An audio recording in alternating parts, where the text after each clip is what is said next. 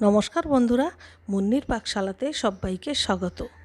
আজকে খুব সহজে কিভাবে বিরিয়ানি রান্না করতে হয় সেই রেসিপিটাই শেয়ার করব। আজকের পর থেকে বিরিয়ানি রান্না করাটা আর কখনোই কোনো ঝামেলার ব্যাপার মনে হবে না। বিরিয়ানি নিচের থেকে লেগেও যাবে না, বসেও যাবে না, একটা চালও ভাঙবে না। একদম ঝুরঝুরে দোকানের মতো বিরিয়ানি খুব সহজে কিভাবে তৈরি করা যায় সেই রেসিপিটাই আজকে আপনাদের সঙ্গে শেয়ার করব।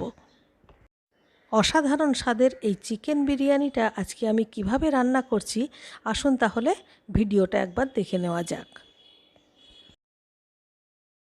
আমি এখানে 1 কেজি চিকেন নিয়ে নিয়েছি আর চিকেনের টুকরোগুলোকে খুব ভালো করে ধুয়ে পরিষ্কার করে নিয়েছি। এবারে একটা মশলা তৈরি করব। মশলার জন্যে 2টো গোটা রসুন ছাড়িয়ে নিয়েছি আর 2 চামচ আদা বাটা আমার ঘরেই ছিল, সেটাই দিয়ে দিলাম। আদা বাটা না থাকলে আপনারা 2 ইঞ্চি মতো আদা দিয়ে দেবেন। আর এর সঙ্গে দিয়ে দিচ্ছি 2 চামচ বা 3 চামচ টক দই। এবারে সবগুলো মিলিয়ে একটা সুন্দর পেস্ট তৈরি করে নিলাম। মশলার পেস্টটা চিকেনের মধ্যে দিয়ে দিলাম। এবারে এর সঙ্গে দিয়ে দেব স্বাদ মতো নুন আর দিয়ে দেব 2 চামচ ঝাল লঙ্কার গুঁড়ো। আদা রসুন পেস্ট করাবার সময় আমি মাত্র 2 চামচ বা 3 চামচ টক দই দিয়েছিলাম, তাই বাকি যে দইটা মানে আরও হাফ কাপ মতো দইটা আমি একবারে দিয়ে দিচ্ছি। এবারে সমস্ত মশলা খুব ভালো করে চিকেনের সঙ্গে মিশিয়ে নিতে হবে। নিয়ে এটাকে আমি ম্যারিনেট করতে রেখে দেব অন্তত 2 ঘন্টা। বিরিয়ানির ক্ষেত্রে এই ম্যারিনেট করে রেখে দেওয়াটা কিন্তু মাস্ট। 2-2.5 ঘন্টা পর এবারে রান্নায় চলে এলাম। সবার প্রথমে আলুগুলোকে একটু ভেজে নেব। তো আমি কড়াইতে বেশ পরিমাণ মতো হোয়াইট অয়েল দিয়ে দিয়েছি আর এই তেলের মধ্যে আলুগুলোকে এমনভাবে কুক করলাম যাতে 60% কুক হয়ে যায়। এবারে এই তেলের মধ্যেই বেরেস্তা বানিয়ে নেব। তার জন্য বড় সাইজের 4টে পেঁয়াজ খুব ভালো করে কুচি কুচি করে দিয়ে দিলাম। আর এইখানে বেরেস্তাটা আমি একেবারে যে কুচকুচে মুচমুচে করে ভাজবো না, মোটামুটি গোল্ডেন ফ্রাই করেই কিন্তু তুলে নেব তেল ছেঁকে ছেঁকে। এরপর এই তেলের মধ্যেই 2 চামচ ঘি মিশিয়ে দিয়ে তার মধ্যে ম্যারিনেট করা চিকেনটা দিয়ে দিতে হবে। হাই ফ্লেমে প্রথমে চিকেনটাকে 3 থেকে 4 মিনিট মতো খুব ভালো করে নাড়াচাড়া করে রান্না করে নিতে হবে। আর এই চিকেনটা রান্না করবার সময় কোনো রকম জলের ব্যবহার করব না, কারণ দই থেকে প্রচুর জল ছাড়বে আর চিকেন ইটসেলফ প্রচুর জল ছাড়ে, তাই এই জলেই কিন্তু চিকেন খুব ভালোভাবে সেদ্ধ হয়ে যাবে।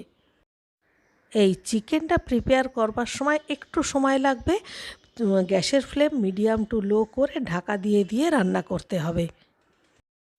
20 থেকে 25 মিনিট পরেই দেখবেন চিকেন 80% কুক হয়ে গেছে। এই সময় তেল ঝরিয়ে ঝরিয়ে চিকেনগুলোকে তুলে নিতে হবে আর এই তেল মশলার মধ্যেই ভেজে রাখা আলুগুলোকে দিয়ে আবারও ঢাকা দিয়ে 10 মিনিট মতো রান্না করতে হবে। আলুগুলো কুক হতে হতে অন্যদিকে আমি ভাতটা বানিয়ে নেব। তার জন্য আমি এখানে চাল ভিজিয়ে রেখেছিলাম আর এখানে আমি 800 গ্রাম মতো চাল নিয়েছি আর চালটা ধুয়ে ভিজিয়ে রেখেছি আর সঙ্গে কিছুটা লবঙ্গ এর মধ্যে দিয়ে রেখেছি। এবারে একটা হাঁড়িতে জল বসিয়ে দেব আর ফুটন্ত জলের মধ্যেই কিন্তু জল ঝরিয়ে এই চালগুলো দিয়ে দিতে হবে। আর বিরিয়ানির চাল কখনোই ওভারকুক করতে হয় না। মোটামুটি 60% কুক হলেই কিন্তু চালটা নামিয়ে নিতে হবে।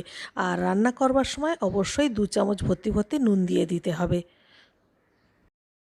ভাত হয়ে গেছে আর অন্যদিকে আলুগুলোও কুক হয়ে গেছে, সেই সঙ্গে মশলা থেকে তেলও রিলিজ করে দিয়েছে। এবারে গ্যাসটা বন্ধ করে দেব।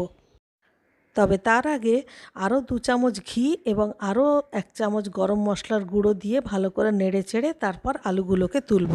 আর চিকেনটা তোলবার আগেও কিন্তু আমি একটু ঘি আর একটু গরম মশলা দিয়ে নেড়ে চেড়ে তবেই তুলেছিলাম, ওটা আমি দেখাতে ভুলে গেছি। এবারে দমে বসাবার পালা।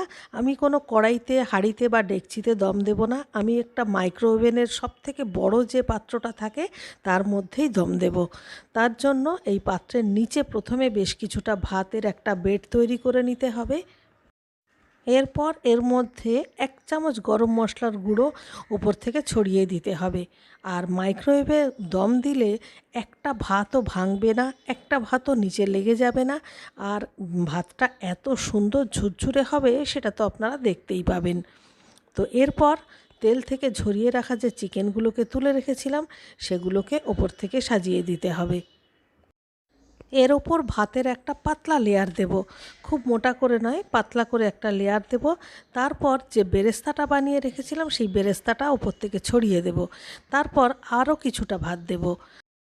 এরপর লাস্ট লেয়ার মানে চিকেনের গ্রেভি এবং আলু সবটা পুরোটা ওপর থেকে দিয়ে দেব। সব শেষে আবারও একটা ভাতের লেয়ার দেব, দিয়ে পুরোটা একদম কভার করে দিতে হবে। এবারে আবারও 2 চামচ ঘি ওপর থেকে ভালো করে ঘুরিয়ে ঘুরিয়ে ছড়িয়ে দিতে হবে, আর আরও 1 চামচ ভর্তি ভর্তি গরম মশলার গুঁড়ো ওপর থেকে ছড়িয়ে দিতে হবে।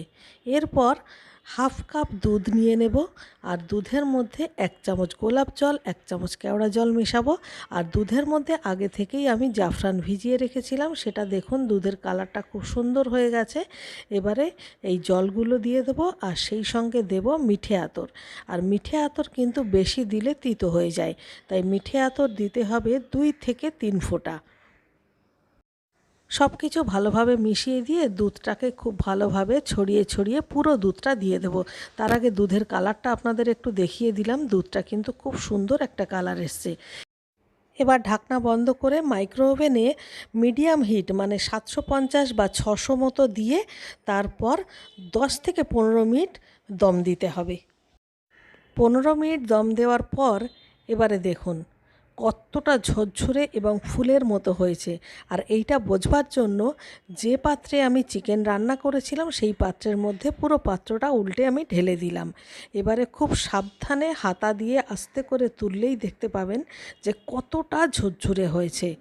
আপনারা যদি মাইক্রোওয়েভে এইভাবে দম দেন তাহলে বিরিয়ানি এত সুন্দর হবে এবং প্রত্যেকটা ভাত দেখবেন আলাদা আলাদা হয়ে রয়েছে।